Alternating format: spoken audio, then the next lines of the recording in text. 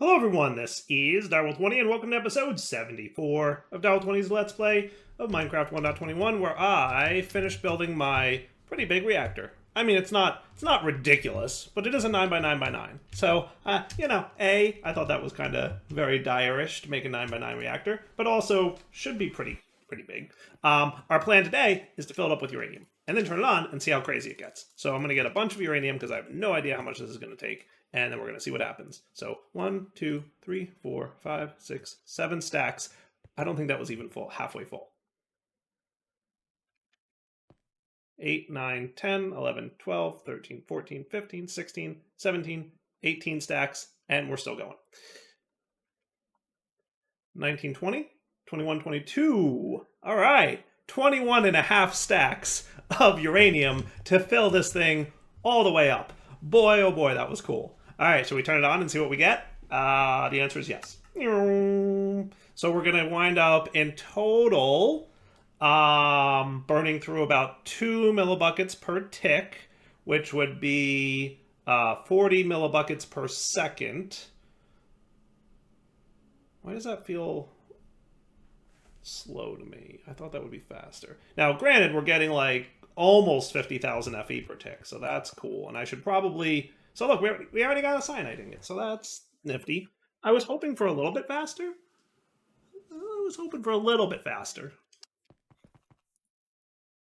I mean, I guess it makes sense where we're at, right? Yeah, I don't want to hit that button. That's a bad button. Oh, there's waste ejection mode automatic. I was looking for that. Yeah, I knew there was an automatic waste ejection mode somewhere. Remember I was looking for that? I was looking for that. All right, cool. So, so two things, right? One, we should probably look at getting power out of this thing. So if I did like a power, how do I want to do that? How much are we producing? 43,000 FE per tick. So I mean that's a decent chunk of power. Not complaining. So let's math this real quick because I just want to see, right? So in a second we're getting 40 millibuckets. So 1,000 millibuckets divided by 40. So it's taking 25 seconds to produce a cyanide ingot at this point, right? Is that am I correct on that? I guess I'm correct on that. Does that sound about right? Yeah, I guess so. Like the bummer is that this UI doesn't update while the UI is open. You have to kind of like close it and reopen it to see. But waste is 978. Waste is 1372. 232. Sorry, 304, 356, 403. So yeah, I mean it's kind of jiving with what we would expect, right? I feel like that's wrong. 785, 840, 906. So what we should see here is in a moment this will spit out a new cyanide ingot, right? As soon as we hit 1,000 over there.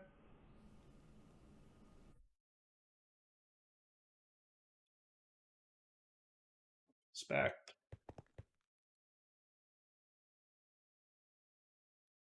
Maybe it spit it out before I got there. So should be spitting it out like nowish. There we go, right? So now we'll just see how long, but my expectation is right around 25 seconds. So 20 seconds from now, and then we'll see if I'm right about this. Because that's the way the math plays out, but it feels like it should be faster than that. But I guess it makes sense. What was my other reactor? I feel like my other reactor was not that slow. It was like 0.1 though, right? So I guess it was a lot. So right now, yeah, it just flipped. So that is 25 seconds. So cyanide ingot every 25 seconds. Not quite as fast as I was hoping for, if I'm being completely honest. Not quite as fast as I was hoping for. It's a little bit of a bummer. Because I need like hundreds of these ingots, right? So if it takes me 25 seconds to make an ingot, I get like 2 ingots in a minute, right? So if I want 100 ingots, it's going to take like an hour. And I think I need more than 100 ingots. I need a lot more than 100 ingots. I mean, I could go bigger, but I hesitate to go bigger because I feel like going bigger ain't gonna do a whole lot for me. Why does this just not feel as like insane as I thought it would be? Everybody's at 0 up here, right? Yep. Change all, 0%. Yep. Guess. Yep. I guess so. I'm going to play with some stuff for a minute, and I'll come back and see what I can figure out. All right, so I popped into my tiny reactor over here, and I had about 40-ish cyanite sitting there. Now, in fairness, this has been running for a long time off camera, and if my math is correct, it takes like 5 minutes to produce a cyanite ingot at this rate, right? Well, at the rate it was before. So at 0.22 times 20 ticks is 4.44, and then 1,000 millibuckets divided by 4.44. So 225 seconds to produce an ingot. So like roughly 4 minutes, just shy of 4 minutes to produce a cyanide ingot in the slow one. So yeah, I mean, like, yeah. I mean, it's definitely a lot better. I was just hoping for like even more better, right? I mean, we're already at 24 ingots, right? In fairness, right? So like the other reactor, it took like probably 2 to 3 hours to produce those 40, like, and we produced 24 here in like 5 minutes. So it's not that bad. It's not that bad, but it's still going to be like a while to get 100. And I think 100 is not even close to what I need, to be honest with you. So let me math things for a minute and see how futile this is. That said, I should be using all this energy somehow, some way. So I should do like reactor reinforced. What do we want here? Reinforced redstone port, active energy. I'm assuming active means like it's pushing, which Forge Energy should always do. I don't know the difference between active and passive Forge Energy power tap. So I'm just going to make an active one and see what happens. So let me off you for a sec, and then I can that, and then I can on you again, right? And now you're back up to running, and now you're going to output energy here, I assume, right? And then from power, can I get an ender cell nitro? I would say yes. And if I take that ender cell nitro, probably want 2 of them to be fair. We're out of blaze rods? How are we out of blaze rods? I thought we had blaze rods like on full-blown automation.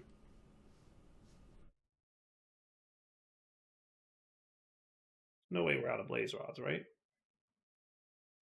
But if I did you, and we made you channel 2, and I think I need to put like, what do I have to click into this thing? I have to click something in there. Is it a cell? I think it's a cell.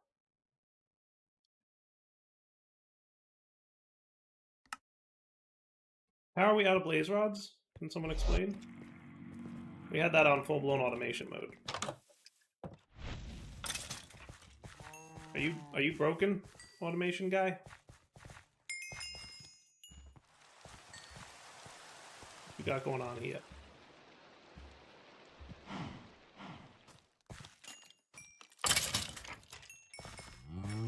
You're outputting on red, which is currently not happening.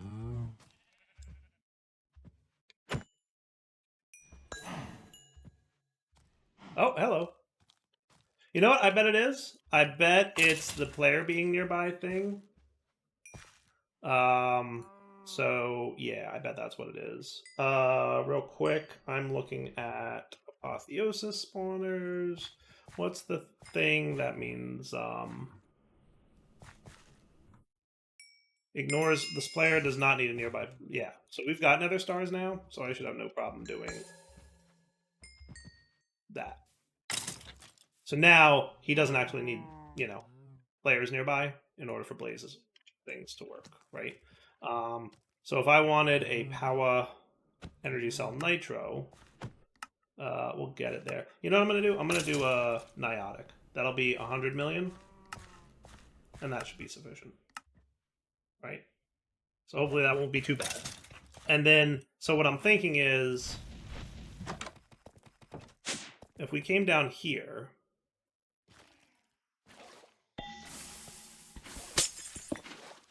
and I put this guy here, and we just had him on channel 2, and you would extract on all sides, right?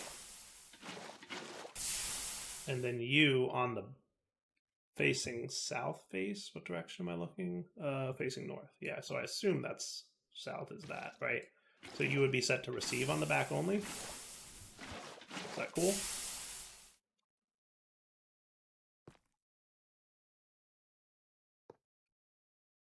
Find out.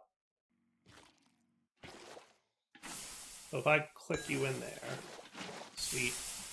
So that's all coming in from the reactor, and then this guy's just being kept in charge, and then you guys shouldn't need to run any. And now most of our energy is coming from the big reactor. The big reactor. Yeah? Is that cool? And then I don't care about the wasting of excess energy. Like, that doesn't bother me at all. Because the whole point of this thing, remember, is we just care about the cyanide. Which, again, we already got another 12. So, not what I would call great. Not what I would call terrible. So let's do another thing here. So I'm going to get cyanide and uranium automated, and I'm probably going to use laser eye over that. Is that cool? I like that plan. So basically, we're going to insert on green, right? Uranium ingots. Okay. And then over here, we will extract on blue, right? Cyanide ingots. Cool. And then if I put you right here and link you guys, let's make this color green for uranium. Is that cool? I like it. Okay. Then out at home, what I'm going to want to do is, where did I have that thing where I was doing the stuffs with the keep in stocks with the laser IO and the... It wasn't all the way down here, was it? I thought it was here. I guess. I thought I was doing something else here, but you know what I could do? I'm gonna do it here.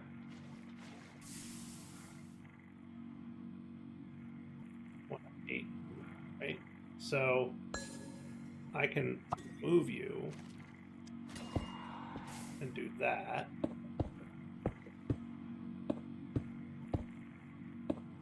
And then, like, along this wall, we can have, like, a setup of stuff that's going to be, like, an in-stock keeper. Like that plan? I like that plan.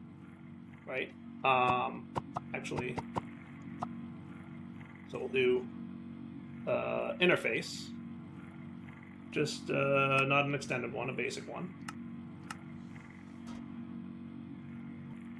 Okay. And then you're going to keep in stock a stack of uranium, please. And then we're going to have a laser IO node that will extract on green and insert on blue. And then we connect you. Are you not connected the way you should be? I guess you're not.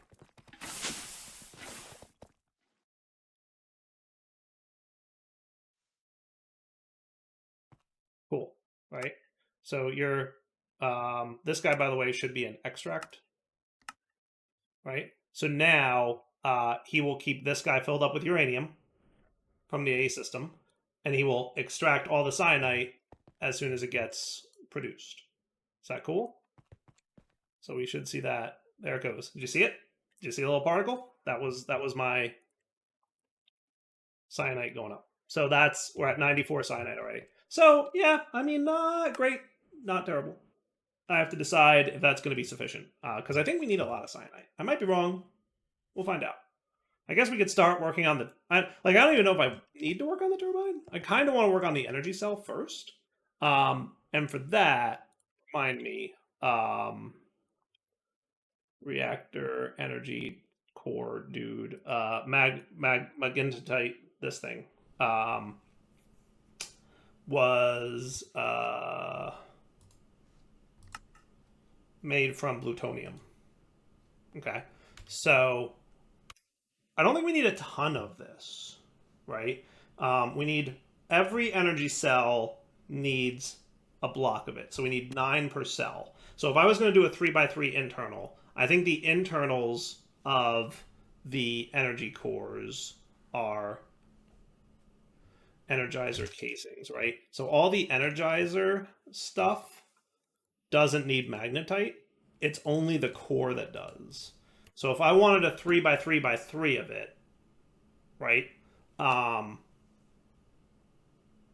Yeah. My only concern then would be like, do I want another reactor whose job it is to convert plutonium to it? Because like, I could use this one again, but in order to use this one, I have to wait for all this fuel to expire, which, I mean, I'm not going to do the math on it, but let's just say a really, really, really, really long time, right? Like, yeah, I said 100 would take like an hour, right? Is that what I said earlier? So, yeah, a really long time. A really, really, really long time to burn through all that fuel. So I either make another really big one that I can throw plutonium in to get magnetite out of, or something else. I haven't decided yet. Let me think on that one for a minute. Or I use my little reactor. But that also, it takes a long time no matter what, right? So I either make a reactor who's dedicated to converting it. I think that's what I'm going to have to do. Let me come back. What do you guys think? Can we copy and paste a big reactor? We're going to find out. Because that's what we're going to do. Now, this is going to take me a good bit of time between cuts here to generate all the stuff we need to do. So I'm going to have like a bunch of auto-crafting running. I will come back when it's pretty much all done. Fair? So I'm wondering if I can make this thing automatic completely remotely using Laser I/O. Because I feel like the answer is yes. Because Laser I/O can send redstone signals. And it can send fluid. And it can transfer items, right? My assumption is yes. So let me validate this, because I'm pretty sure I'll be able to do this.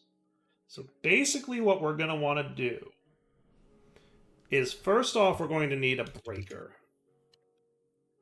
Do I want the advanced one? I'm thinking I want the advanced one.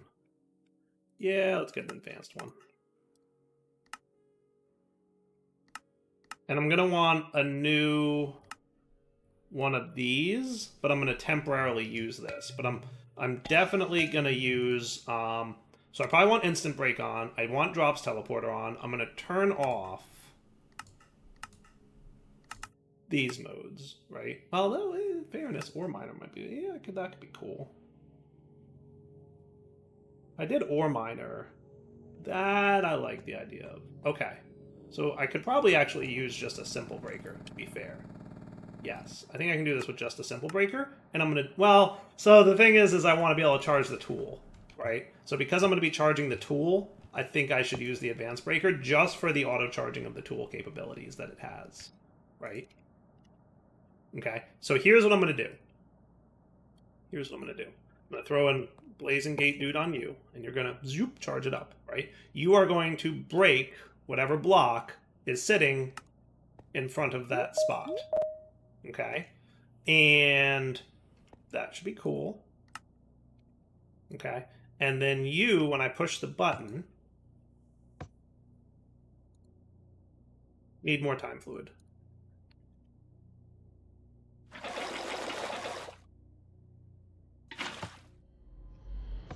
Okay. Now watch. The way it's currently configured, what's going to happen is when it finishes forming, the breaker is going to sense there's a block there, it's going to break it, and then it's going to send all the items into the AE system automatically. See? Boom. and it instant breaks, and it ore miners it. So like without the fact that I needed to keep this this tool charged, I could have used a simple block breaker. Now in fairness, I could totally put an Eclipse Alloy Paxel in there. It doesn't need instant break. It's just a nice to have. It would just eventually run out. Yeah. It doesn't matter. It doesn't matter. Advanced block breaker is fine. I'm just going to go with it. Like, I could do a whole thing where, like, the simple block breaker and then we, like, charge it extra. It's way over-engineered. Just, we already have the advanced block breaker there. It's already working. Stick with it. Okay? So what I'm going to do then is as follows. I'm going to go home. That's not home, actually. That's okay. I can get home. And then over here, I'm going to do a thing. Okay? We're going to have laser IO with a pair of advanced doohickeys. Okay? And what we're going to do is as follows. I could probably, because we're only going to be... all I really need is a level emitter.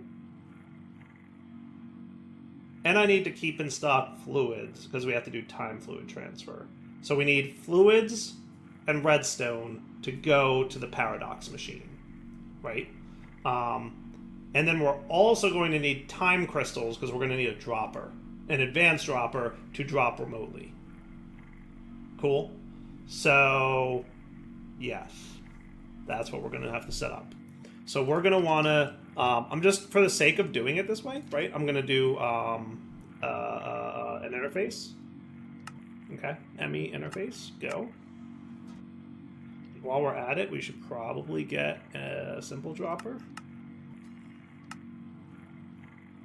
And an advanced dropper.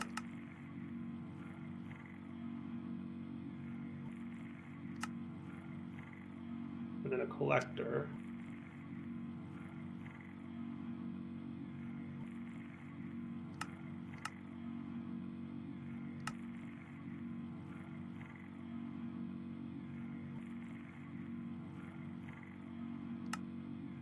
Come on, Celesta Gems, let's go.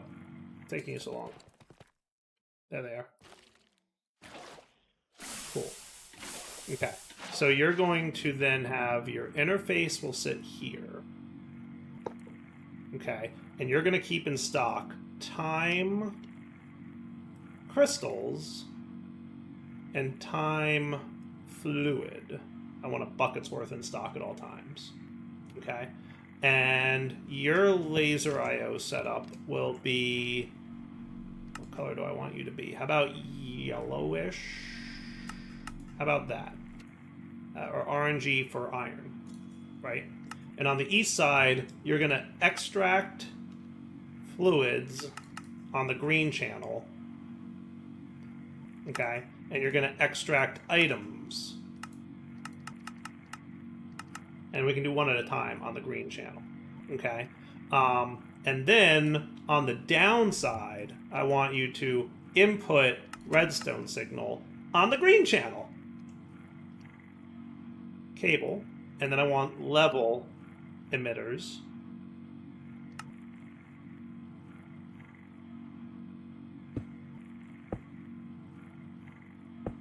Okay, and you're going to detect the existence of iron ingots, and I would like to keep 2,000 in stock at all times, emit when above or equal to limit. Actually, we'll make it emit when below limit, right? So if we have less than 2,000, give me a redstone signal, which I'll use to run the paradox machine. As soon as we have above 2,000 ingots, we can turn off the paradox machine. Now, as you can probably assume, what's going to happen is we're going to produce ore, and the ore is going to take a hot minute to convert to ingots, so we're going to wind up with, like, more than 2,000 ingots. That's okay. Like, I don't need this thing just toggling on and off all the time. We'll let it probably get up to, like, you know, closer to 3,000 before we hit the 2,000, and then it'll be fine. Cool? So that's the dealio. So everything's on the green channel, right? So now shift click to go back to where I was. Okay. And actually, shift click to go back to where I was, because I need to link my laser doohickey.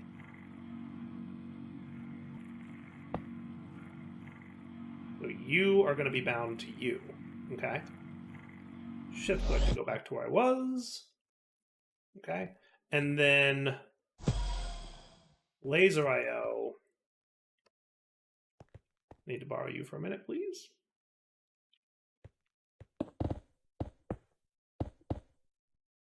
Okay.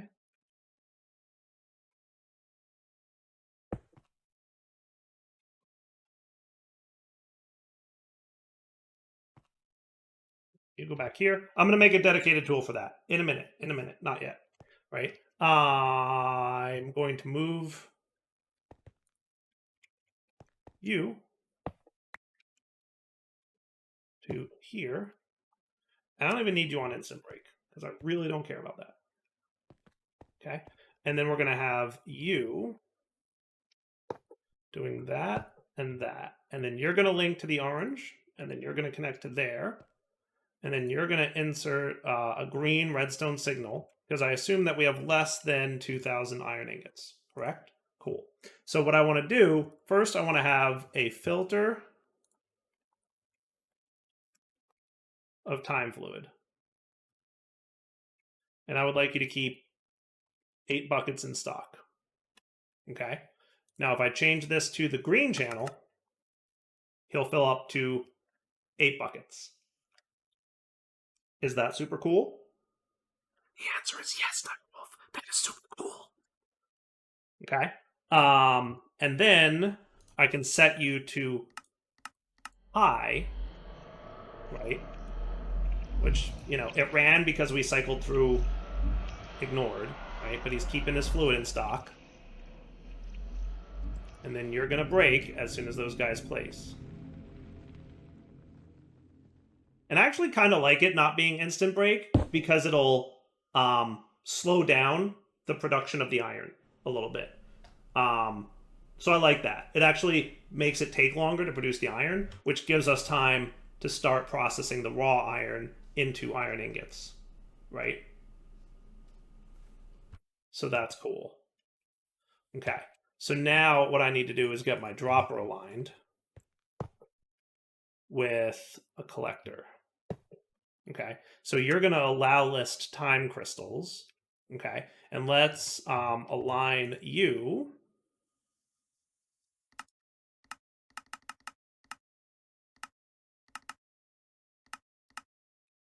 Okay. Yes. And for 5, yeah, that's fine. Yeah, so every 20 ticks, and I'm going to say respect item pickup delay. Okay. And then you are going to have an item pickup delay of 60 ticks. And what I'm going to do is I'm going to have you be a little bit bigger.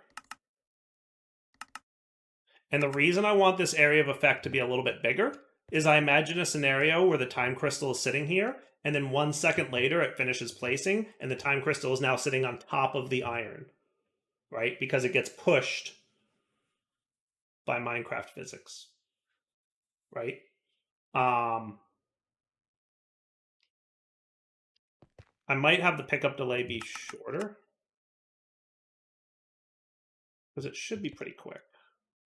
20 ticks should be plenty. We'll see. We'll keep an eye on it. Now I'm worried that like it might wind up pushing out here. So if that's the case, I should really kind of do like a 5x5. Like make sure any time crystal in this whole area you're allowed to pick up, right? Maybe not quite that big. Maybe 4x4. Yeah, I feel like that's a little bit smarter. Only because, like I said, like I'm worried that the time crystal is going to be pushed somewhere randomly because it's like sitting on the ground. Right? So yeah, we can bump you back up to 60, so a 3-second delay.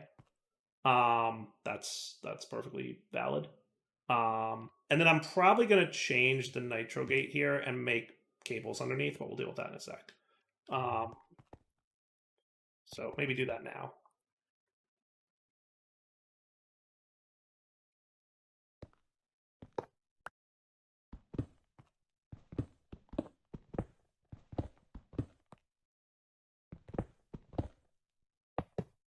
Out of that nitro gate. Nope, it ended here. That's cool. Boop. So now you should be groovy.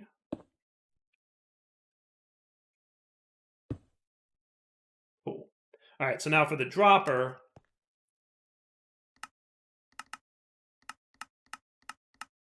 you're going to drop right there because that's where the thing goes, right? And then over here, you are going to keep in stock time crystals times 2 on the green channel. And then we link that up, and he's going to keep it in stock. And then your time, your run time is going to be every 200 ticks.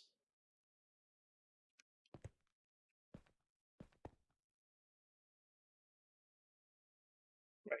And you have too many right now, only because like it was dropping too quickly, right? So every 10 seconds, drop a crystal, and then 3 seconds later, pick it back up. And that should keep 3 in stock at all times, because it'll always have an extra, right? I could probably just make you 1, and that would be fine, right? And that'll be 2 in stock at all times. Cool. So that works. Why am I not seeing crystals being placed in the world there?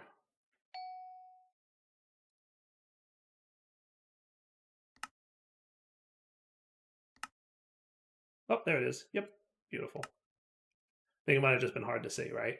So like, yeah, so it's gonna drop, it'll sit there for a second, and then it'll pick back up.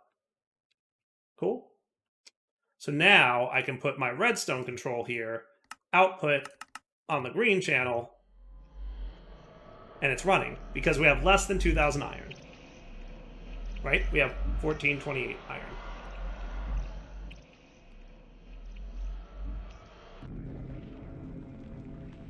Cool. Now, one thing I didn't do is make sure that this is all chunk load. Yeah, it is cool. Nice. So I should probably claim this chunk and force load it so that this thing can run when I'm not in the end dimension. So yeah, the crystal moved. See the random spot it moved to? See the random spot it moved to? Right? And then now you need to have this, right? So this guy, when he's running on a redstone high or on an ignored mode, will run and place whatever's missing. So it won't do anything if there's still blocks there. Okay. Furthermore, I will demonstrate this. Right? So he's running.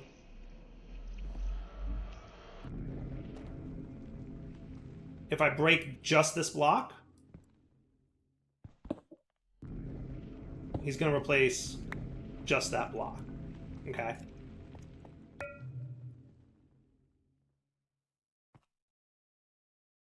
Cool. Liking it. So yeah, definitely having the item collector have a really big range is key. Definitely key. So this is how you can like fully automate a paradox machine. I like it. What do you guys think? Is this a cool build? I thought this was fun. I had fun making it. I hope you had fun watching me make it. Right? So now, in a few minutes, now the problem is especially that we're really low on iron. So in a few minutes, what's going to happen is all the iron we've already collected enough iron to push me over 2,000. That's fine. We're going to wind up with somewhere between 3,000 and 4,000 because we're going to make iron ore faster than we're processing it in the ore processing system, right? That gives me the 5x multiplier. So in a few minutes here, like, you know, stuff, right? But this will show it stopping. So I think I'm going to like let it run for a few minutes off camera, and we'll come back when I get close to 2,000 iron ingots and see what happens. Because in theory, we should be cool, right? And I'll also be on camera if the paradox appears, because we may or may not wind up with a paradox. All right, we're getting awfully close. We're at 1958 here, and we didn't quite hit the paradox energy level, but not a worry, because I have a bunch of iron I need to use in a minute. So shortly, we're going to do thing, right? So here we just hit 2,000, so we should be emitting a redstone signal on the green channel here. It's off, right? So we're no longer emitting a redstone signal, I meant, which means you're not getting a signal, which means this won't run again. Is that cool? Is that cool? The answer is yes. I hope you all know that, right? But then I come in here and I say I want reinforced reactors. I'm going to need another 100 glass, please. Okay. Actually, before I do that, I want to make sure that I have all the casings here, because I ultimately need 200, right, for you. You're going to be materials list. I need 192 glass, right? So I already have 100. I'm going to need about 100 more.